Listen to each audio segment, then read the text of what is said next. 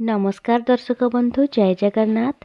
पुणी थे मु मोर यूट्यूब चैनल याद स्टोरी को आपण मानक स्वागत जनाऊँगी।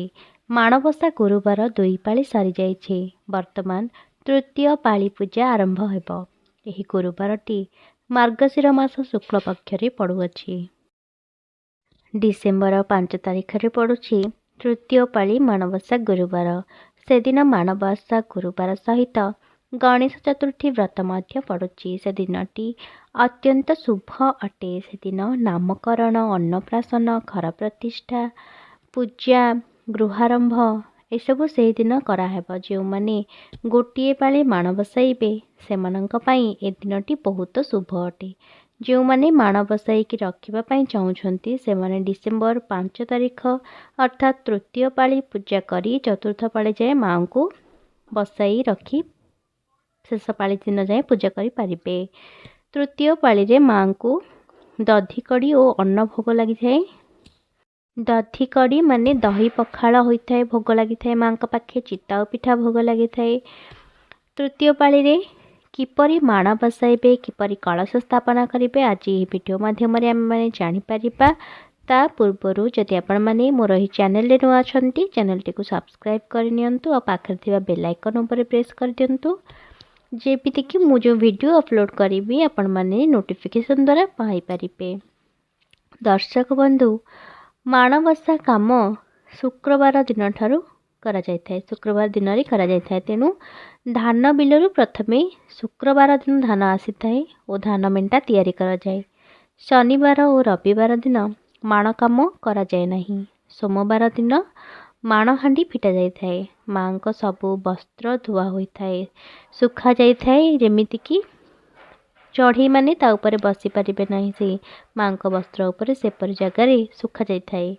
माँ को पानिया दर्पण माण सबू धुआ जाय थाए। माँ को बासन धुआ जाए। बुधवार दिन परिबा पत्र सबू किणा हुए। भोग पूजा जिनिस सबू किणा हुए।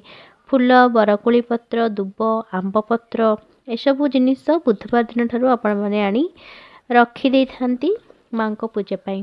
बुधवार दिन घर द्वार धुआ धुई होता है। जो बासन माँ को पूजा लगे माँ को भोग जो तैयारी हेब सबू भलरे धुआ जाय थाए। बुधवार दिन दही पका जाय थाए। जो माने दही घर तैयारी करछंती से माने बुधवार दिन ठारू दही पकाई थांती। बुधवार दिन ठारू छेना तैयारी करथांती। बुढ़ा चकुली, खीरी, डालमा, खेचुड़ी, चितऊ, मंडा पिठा, छना काकेरा एसबू माँ पाखे पूजा हेब। शाग एसबू जिनस तैयारी करके आपण माँ पाखे पूजा करें। क्यों जगार मध्य चितऊ पिठा करी माँ को भोग दी जाए। चितऊ पाली को जाय थाए। बुधवार दिन ठारू बिरही चाउल भिजा जाए। बुधवार दिन रे राति रे ही चिता पका जाए। माँ को सोरिष फूल, गेंडु फूल बहुत पसंद। तेणु माँ को सोरिष फूल और गेंडु फूल आणतु और माँ को पूजा करंतु। जदि आपण गुरुवार दिन चिता पकाइबा पई चाहुचंती राति 3टारू उठी गाधुआ सारी चिता पकाई पारिबे। बुधवार दिन चिता पकाइले भी घर हल्का हल्का झाड़ू कर दियंतु। राति 3टारू गाधुआ सारी माँ वृंदावती को प्रथमे पूजा कर नियंतु। तापरे सूर्य को अर्घ्य दे सारी कलश पूजा करेंगे। चिता उपरे टिके शुक्ल धान रखी ता उपरे कलश रखिबे। कंठ जाए जल देबे। कलश रे गोटे गोटा गुआ पकेबे।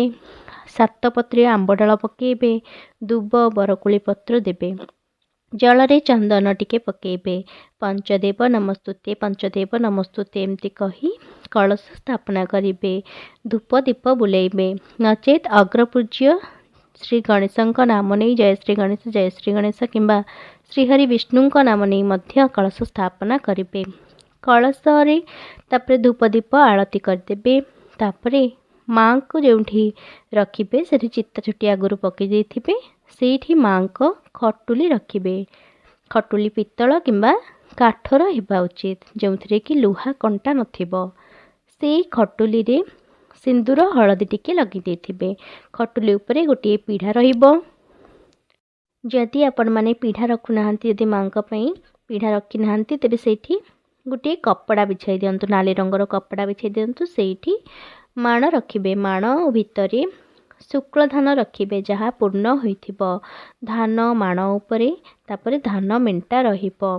ତାପରେ ମାଙ୍କୁ ବସ୍ତ୍ର ପିନ୍ଧେଇବେ। ସୋରିଷ ଫୁଲ ଗେଣ୍ଡୁ ଫୁଲ ଅର୍ପଣ କରନ୍ତୁ। ହୁଳହୁଳି ପକାଇ ପୂଜା କରନ୍ତୁ। ଫୁଲ ହାରଟିଏ ମାଙ୍କୁ ପିନ୍ଧେଇ ଦିଅନ୍ତୁ। ମାଙ୍କ ବାହନ ପେଚା ହସ୍ତୀଙ୍କୁ ବସାନ୍ତୁ। ମାଙ୍କୁ ପଦ୍ମ ଫୁଲଟିଏ ଦିଅନ୍ତୁ। ଶଙ୍ଖ ବଜାନ୍ତୁ। ଆଳତି କରନ୍ତୁ। ଦକ୍ଷିଣାବର୍ତ୍ତୀ ଶଙ୍ଖ ମାଙ୍କ ପାଖରେ ରଖିପାରିବେ। 3ଟି ଗୋଟା ଗୁଆ ମାଣ ଉପରେ ରଖନ୍ତୁ। ମାଙ୍କ ପାଖେ ତ୍ରିଫଳା ଫଳ ମଧ୍ୟ ରଖନ୍ତୁ। ଶଙ୍ଖ ପୂଜା କରିବେ। ମାଙ୍କ ବାହନଙ୍କୁ ପୂଜା କରିବେ ଏବଂ ଭୋଗ ମଧ୍ୟ ମାଙ୍କୁ ଦେବା ବେଳେ ଭୋଗ ଲଗେଇ ପାରିବେ, ନଚେତ୍ କେବଳ ମାଙ୍କୁ ମଧ୍ୟ ଭୋଗ ଦେଇପାରିବେ। ମାଙ୍କର ଗାୟତ୍ରୀ ମନ୍ତ୍ର ପାଠ କରିବେ। ମାଙ୍କ ପାଖେ ପଣା ଫଳ ଏସବୁ ପୂଜା କରିବେ ସକାଳ ଭୋଗରେ। ରାତ୍ରି ସମୟରେ ଚକୁଳି କରିପାରିବେ, ପଣା ପୂଜା କରିପାରିବେ, ଫଳ ପୂଜା କରିପାରିବେ। ଆଉ ବାହନଙ୍କ ପାଇଁ ମଧ୍ୟ ସେ ରାତିରେ ମଧ୍ୟ ଭୋଗ ଦେଇପାରିବେ। କର୍ପୂର ଆଳତି କରିବେ। ଭୋଗ ଲଗେଇବା ପୂର୍ବରୁ ପ୍ରଥମେ ଆଳତି କରିନେବେ। ଗୋଟିଏ ପାତ୍ରରେ ମାଙ୍କୁ ପିଇବା ପାଇଁ ଜଳ ଦେବେ। ସେଥିରେ ବେଲପତ୍ର ଦେବେ। ବାହନମାନଙ୍କ ପାଇଁ ଅଲଗା ଭୋଗ ନ ବାଢ଼ିଲେ ମଧ୍ୟ ଚଳିବ। ଯଦି ମାଣ ବସେଇକି ରଖିବେ ଚତୁର୍ଥ ପାଳି ଯାଏଁ କିଛି ବାରଣ ରହିଛି। ମୁଣ୍ଡ ଧୋଇବାକୁ ପଡ଼ିବ। ସେ ପ୍ରତ୍ୟେକ ଦିନ ମୁଣ୍ଡ ଧୋଇବା ପାଇଁ ପଡ଼ିବ। ଆଉ ପ୍ରତ୍ୟେକ ଦିନ ଅରୁଆ ଖାଇବା ପାଇଁ ପଡ଼ିବ। କାହିଁକିନା ମାଙ୍କୁ ଆପଣ ଚତୁର୍ଥ ପାଳି ଯାଏଁ ରଖୁଛନ୍ତି। ମା ଆପଣଙ୍କ ଘରେ ରହୁଛନ୍ତି। ମାଙ୍କୁ ଅଳତା ସିନ୍ଦୁର ଯାହା ବି ଅର୍ପଣ କରୁଛନ୍ତି, ଅଳତାକୁ ଆପଣ ଲଗେଇ ପାରିବେନି। ମାଙ୍କୁ ଯେଉଁ ଅଳତା ଦିଆଯାଇଥିବ ମାଙ୍କୁ ସେ ଅଳତାକୁ ଆପଣ ଲଗେଇବେନି, କିନ୍ତୁ ଶଙ୍ଖ ଆଉ ସିନ୍ଦୁର ଯାହା ପୂଜା କରିଥିବେ ସେସବୁକୁ ଲଗେଇ ହେବ।